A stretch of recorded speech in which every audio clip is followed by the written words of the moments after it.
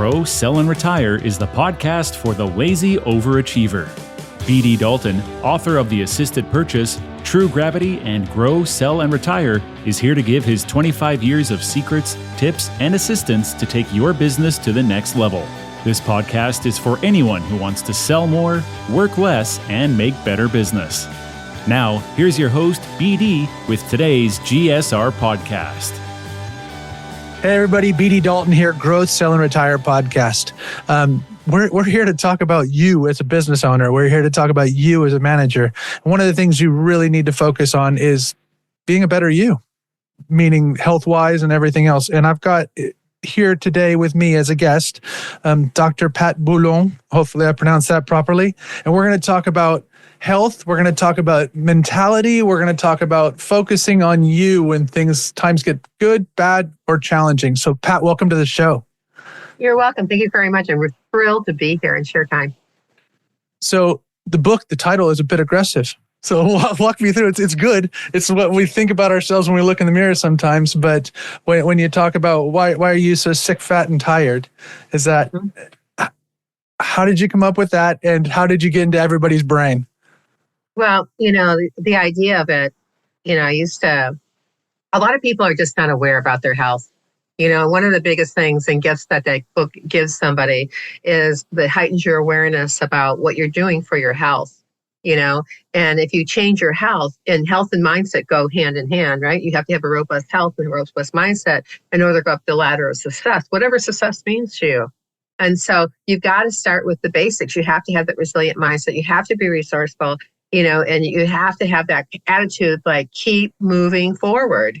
And in order to do that, you have to have a good, solid health. So I don't think that it's one or the other. It's just like it's a combination of it.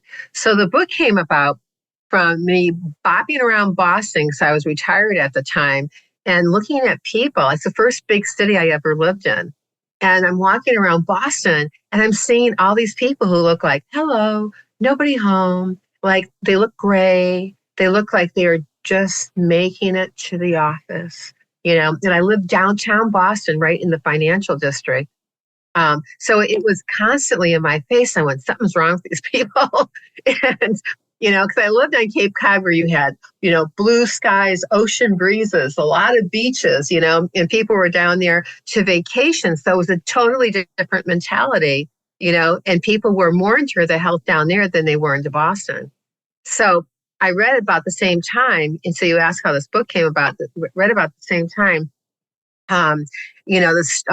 This report from the CDC, when I say they used to tell the truth, that out of 2,500 people who took this, who they used in a study, had 215 potentially dangerous toxins in their blood or your urine. Wow. So if you're in your blood, it only going to go deep, and toxins are stored deep in your bodies. Toxins are stored in the blood. When they get to the blood level, it's deep. In urine, your body's still trying to excrete them. So I thought, wow, it's just like I have this survey that I always done on people, and people ask me all the time, like, what does this section mean? Didn't you already ask me that question? But it means different things based upon how they interrelate and how they're integrated. So there's over 300 questions in that book. And it's a book of questions, but it shows you where to spend your time, your energy, and your resources to be able to advocate for yourself, to be able to have your own guidebook, and to be able to have a workbook that you can say, here's where I'm at. Boy, this is not where I want to be. I want to be over there. How do I get there? And how you get there is by talking to somebody who is a coach and who's an expert, going like, here's your best path. Here's your solution-driven, create common sense, decisions and how to get from here to here in the most safest way possible. Simpler, quicker, and, in the solutions that count, so that you can spend time and don't miss those special moments with people who you love. And you can be cognizant, no brain fog, high energy, and have those things in your life that matter. Have that being able to think. There's so many people have fertility problems. Why is that? And it's just like, and those other things, everything has to do with how you feed your body and the environment that you're in. You got to pay attention to the air that you breathe, the water you drink, and and what you're reading, what you're thinking. It's crucial. So when you're looking at this, if you have 300 questions, 300 questions, could we boil it down? We're lazy. So what are some of the five, if they're groups, are there five really questions that people are shocked when they ask themselves? There's some things, are you drinking too much? Are you smoking too much? Do you exercise? Blah, and I know those aren't probably the questions, but no. are there five questions that somebody would say, crap, I've never asked myself that, or I wish I would have asked myself that 15 years ago? Well, there's 12 chapters, and the 12 chapters are more important than the questions, because and they're not more important than questions, but the questions are in those chapters. Okay. And so the first chapter is about your gut, and it looks at the 4 basic functions of your gut. If you don't have those, you're going to be screwed, you know, and because what you eat, you absorb, your body needs those nutrients. And it's got to go someplace. So the next place that it goes to, because it goes into the blood supply, it goes to the liver. So it goes to your detoxification system. Yes. And then the other categories are like your endocrine system, your brain, your mood, your urological. There's a whole men's section and there's a whole women's section. Just so that you know, the women have 6 subsections in their one section and the men only have 1. So it's keep it simple for the guys. Right. It's simple for the guys. And it's very easy to fill out the form. It doesn't take that long to do, and I have it automated at this point in time. So it's not like on paper anymore, thank God.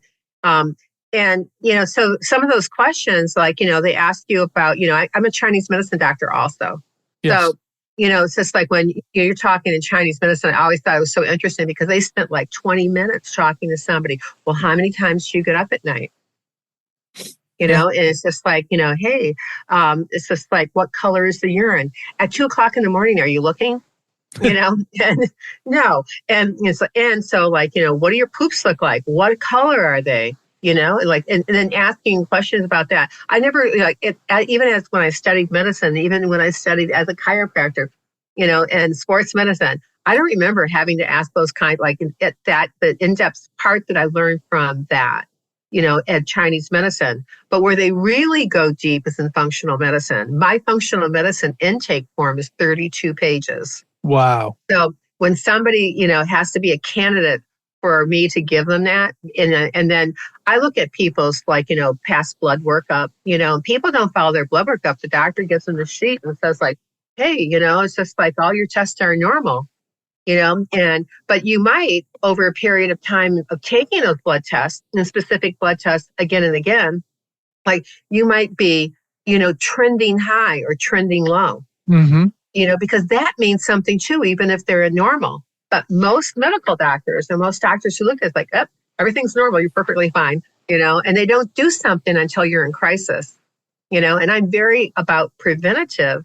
I'm also looking at what can you do now to possibly, get out of that crisis that, people go, well, it's in my family to have cardiovascular disease. Well, it is if you keep on eating what your family's ate for 35 years.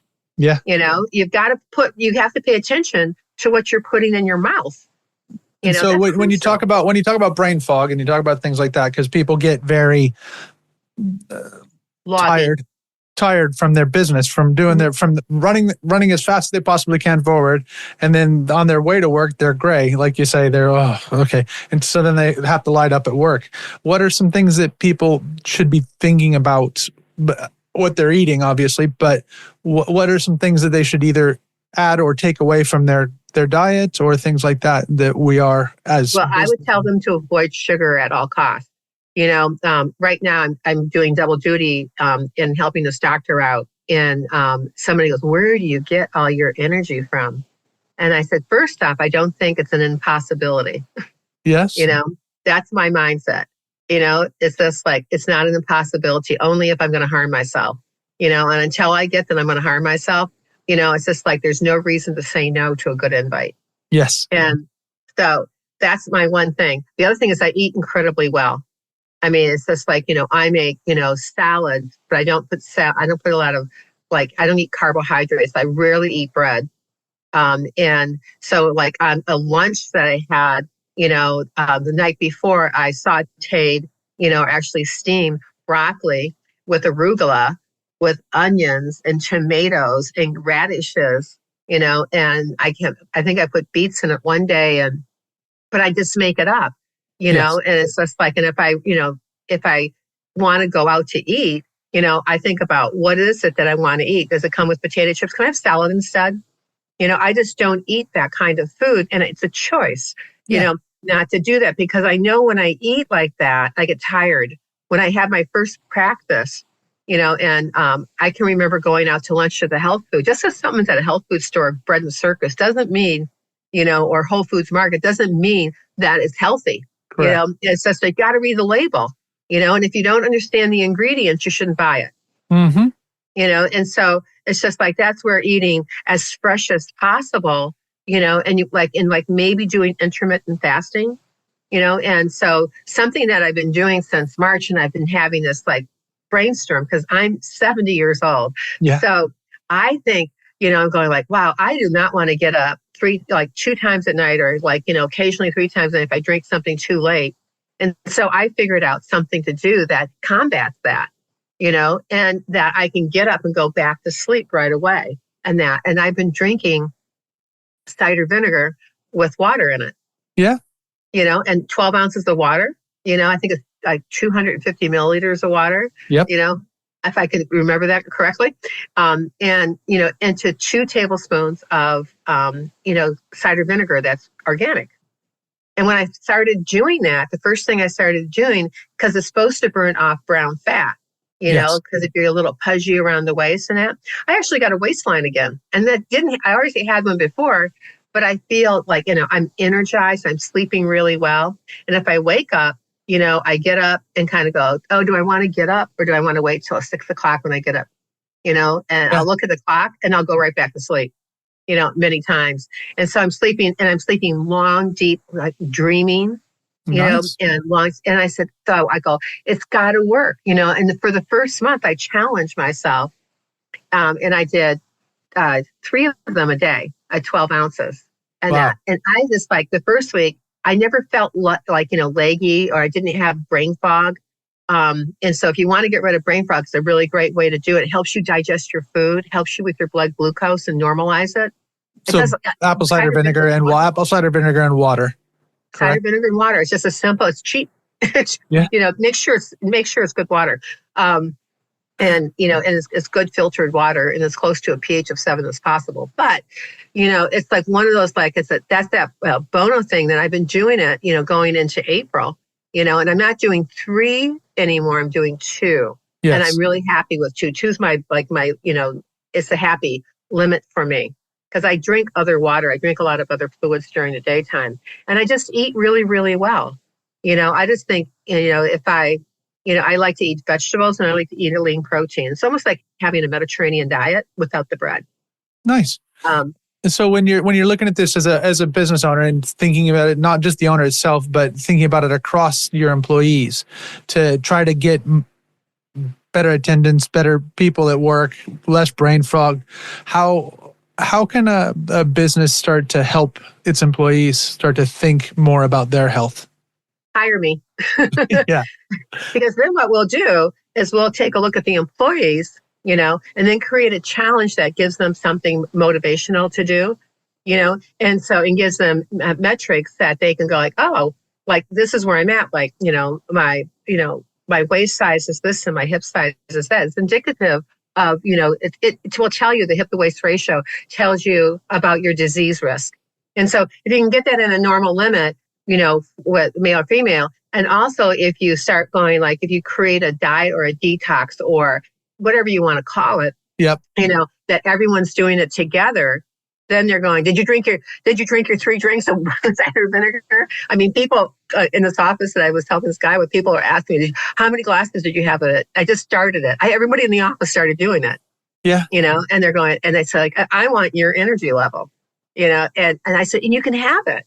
You just have to like, what do I have to do? So in the office, I would just say, buy a thing of Bragg's vinegar, and, in a tablespoon, and then give them measured, go out and buy your measured cups like that. And then you can, just if they do it as a challenge, and then looking at it more deeply, there's a case study that I did in Alabama. And this guy he has a big production period. And so his big production period, I think was like from April to September, Yep. and he wanted everybody to be on board. And so, I did a survey to find out how they're handling toxins in their environment. And then I wanted to find out if they're a candidate to do a detoxification. And then I gave them the first chapter of my book on the gut. Yeah. And from that, we formulated a plan for people to participate in that. And everyone wanted to participate in it. And then when we did that, their productivity levels were higher. I just worked like 2 weeks, and got everybody in sync. And then after the 2 weeks were over, because it's just like a type of diet that goes along with that. And then, they were on their own, but it was a very short stint, just like a quick thing. But, the report was that people stayed on that diet the whole time, and I teach facial exercises to people. For men, I have men who want to do it because they're getting divorced and they want to look good because they have to date again. Yeah. And they want that, like James Bond look, like when you look in the mirror, like James Bond, 007, and they have, and women want to do it because women harshly get judged in business all the time. Yes. Based upon their looks. What shoes do you have on? What does your face look like? So it's a simple way to learn 15 minutes out of your daytime to do exercises to help support that. And the diet that goes along with that is very cool. Because people, I've had people who had traumas go on in their life after they started the program. So that it's a 12-week program. And then they had to stop for a while and then they got back, but they stayed on the diet and they still lost weight. And Nice. You could see it in their face and you could see the clarity in their face of what they look like. I have an 81-year-old woman when she did the program and, at 6 months later, she looked 57. She looked incredible. I have a screenshot of her when she jumped on to say hello to me because she was on a workshop I was giving. And I just went, excuse me, whatever, Sandra, could you open your camera, please? And she goes, surprise, Dr. Pat. I was like, my mouth was on the ground. I mean, it's just like, oh my God, you just wouldn't recognize her. So your gut-face connection, your gut-brain connection is huge. You've got to really pay attention to quality and quantity. And you also, the big thing is that can undo that is your thoughts. So having that that mindset, so strong, or it's like having character so strong that nothing can disturb your peace of mind, is what you start to develop, and you have that resilience for that. So if you at that point in time, or an owner has either loneliness or imposter syndrome or whatever somebody would have, what are one or two things that they could put into their self-talk that you think helps? Well, I think there's two ways to do self-talk. And first off, some of those things come from trauma and from hitting your ceiling when you keep on doing the same thing over and over again. Yes. By definition of Einstein insanity. So when you do that, and if it keeps on happening, what you want to do is that I have a special technique that takes people and looks at where that source of that is and then takes the charge off of it. So it's not that self-talk that you're hearing anymore. So you don't have the lizard brain going, you're an idiot, you can't do anything, why do you even want to do that anyway? It's just there you go again, did it again, told you so, where the mammalian brain remembers everything that's ever happened to you in your life.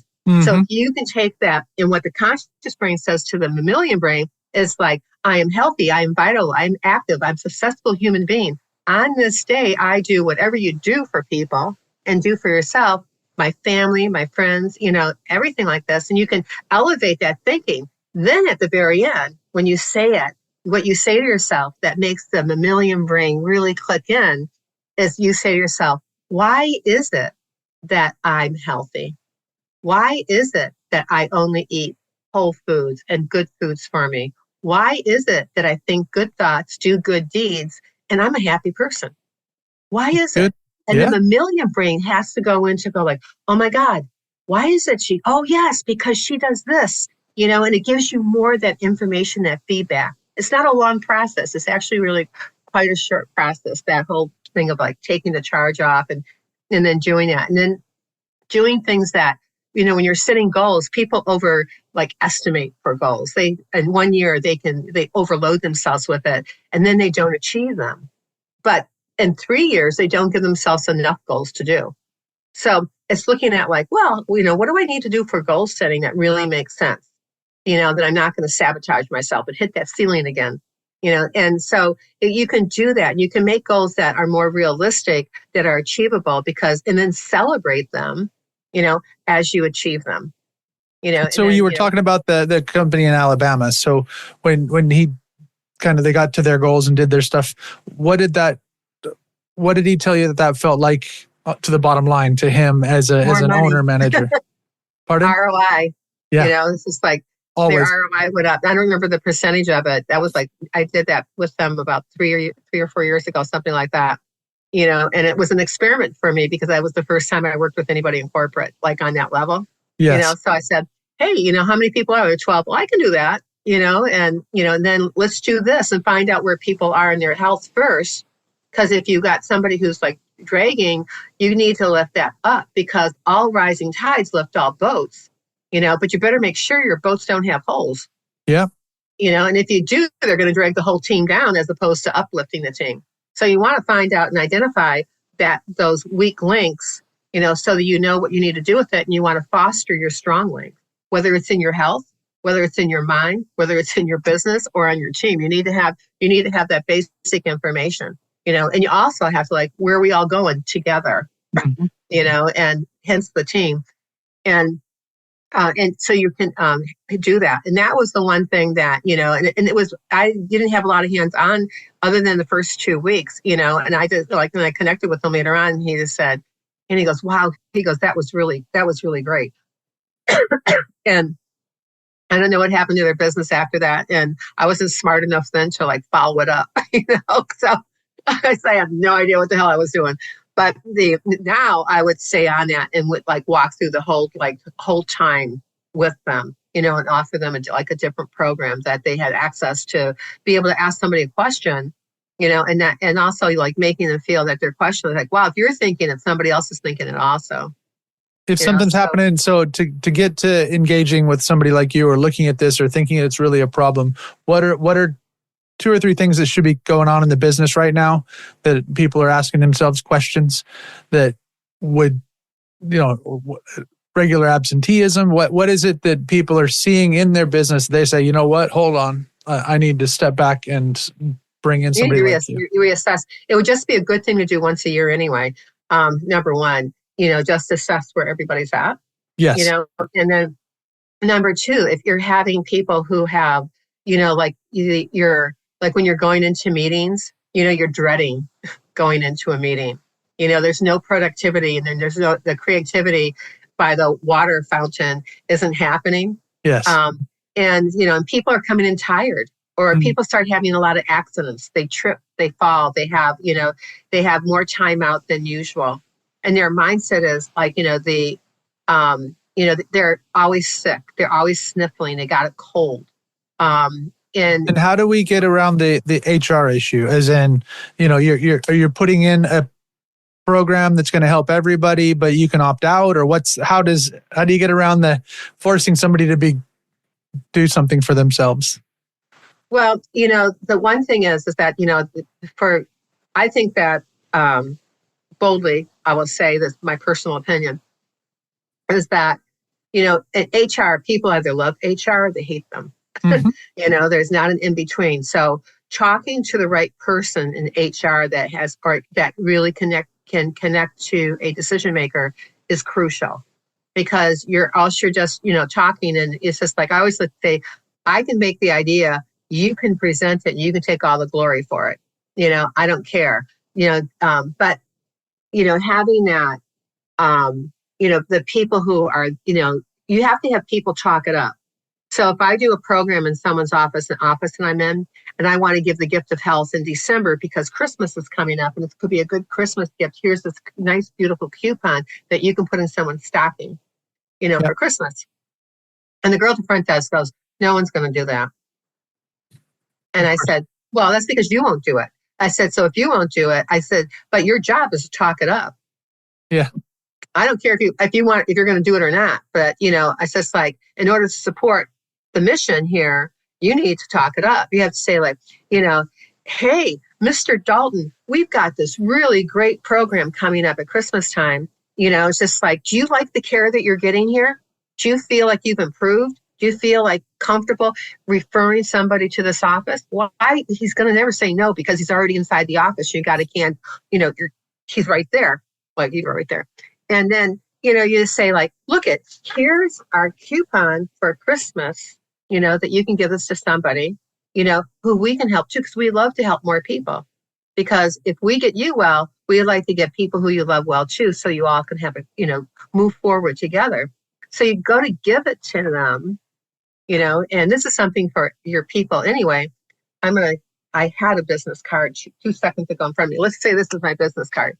I'm going to give this to you and say, hey, I'm running a special in my office this month, or running a special, or I need some support with this. And I have 5 business cards and I have your name on them. And I said, 5 people who have a problem. I'm just going to use chiropractic as an example because that's part of my industry. Yep. Or coaching, or it's just like, if somebody who's struggling in their business, I have 5 people, that might be struggling and experience some of the things that you struggled with also, and you kind of say, yeah, couple probably like this. Great. So you give them the card like this. Yep. And the other person goes to touch it like this, whether it's virtual or not, and just say and don't give it to them yet. Don't hit the send button. Don't give it to them yet. But what you say at the very end, just say promise. Yeah. Promise. And then shut up. And then when you do that, then what happens is the person goes, well, sure, your cards are never going to end up in the trash can. That's good. And That's it's really just like good. every time they look at it, the lizard brain going to go, see what you did now? You promised. Now you got to do it. Yeah. And the million brain goes, I remember when I've got cards out and it was successful, and I would like someone to do that for me too. That's really and the good. conscious brain goes, yes, we can do it again.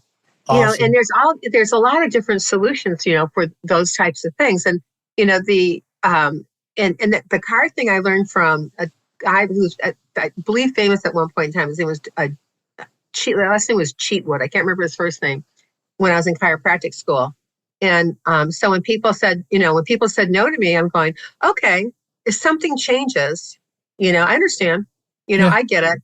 And I said, some people are very show me state people, and some people are so unaware of their health and unaware of their businesses, or other people don't know the services, or you're just talking to the wrong person, but that person might know somebody who you're interested in. So I just think you network it and you have conversation. Would you mind if I follow up with you? Is it better for me to follow up with you by telephone, by email, or by text? Yep. Give them and it's just like, and you ask those questions, and if they tell this, and then you write it down and you put it in your agenda on your calendar, so that you do it when you say you're going to do it, because your word's vital, and your word it has so much weight in it, and the words that you choose to have with people, carry a lot of weight in it also. That's awesome, Dr. Pat. Vocabulary. It's fabulous. No, it's really good. A lot of NLP stuff, a lot of things happening there that are fabulous. So where do we find out more about you, Dr. Pat? Well, if you're on LinkedIn, you can find me there. Yes.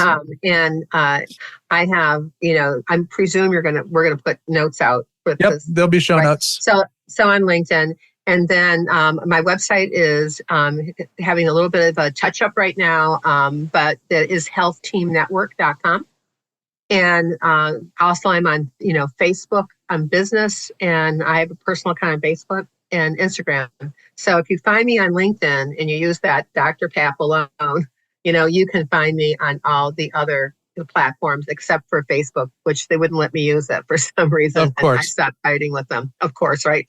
It's like ask Dr. Pat. So, you can always ask me any question, and you always can reach out to me anytime. Perfect. Thank you so much for coming on the Grow, Sell, and Retire podcast. I really enjoyed having you on. I love being here. It was so much fun. You can ignite the fire. Let's go. Thank you, Dr. Pat. All right. Thank you so much. Thanks for joining us on Grow, Sell, and Retire. For more information, tools, or to book one of our team members to work with your team, business, or to speak at your event or conference, visit rockfind.co.uk. If you like the podcast, you'll love one of BD's 3 books: The Assisted Purchase, True Gravity, and the book the podcast is based on, Grow, Sell, and Retire. If you want to work for the rest of your life, that is your business. If you don't, that is ours.